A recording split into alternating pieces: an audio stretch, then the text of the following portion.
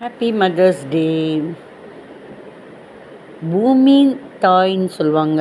எத்தனை பேர் நடந்தாலும் அந்த பூமி அது மேலே தானே நம்ம தரையெல்லாம் பூமி தானே சொல்லுவாங்க. அதில் நடக்கிறோம், பொறுமையாக இருக்குது. அந்த மாதிரி தான் 10 மாதம் பொறுமையாக இருந்து வலியை பொறுமையாக ஏற்றுக்கிட்டு குழந்தைய பெற்றெடுத்து அந்த குழந்தைகளுக்கு என்ன சொல்கிறது, சின்ன குழந்தையிலேருந்து அது விடிய விடிய தூங்கும், பசிக்கும், மறுபடியும் சாப்பிடும், தூங்கும், பசிக்கும், சாப்பிடும். இந்த மாதிரி சின்ன 6 மாத குழந்தைகள்லேருந்து கொஞ்சம் பெரிய குழந்தையாகிற வரைக்கும் அந்த குழந்தைய விடிய விடிய பார்த்துக்கிட்டு, அதுக்கப்புறம் அந்த குழந்தைகளை படிப்பு சொல்லி கொடுத்து படிக்கணும்னு என்கரேஜ் பண்ணி அவங்களுடைய அப்படியே மெல்ல அப்படியே பேக்கப் சப்போர்ட் கொடுத்து, பேரண்ட்ஸ்னால் அம்மா அப்பா கூட சேர்ந்து தான் ஹெல்ப் பண்ணுறாங்க. இருந்தாலும் சொல்கிறேன், சமைச்சு கொடுத்து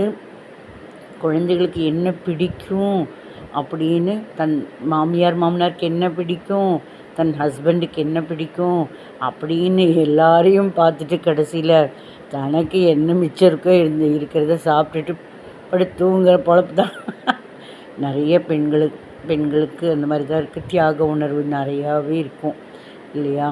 தான் பெற்றெடுத்த குழந்தைகளையும் பார்த்து அவ்வளோ தியாக மனப்பான்மை இருக்கும். ஸோ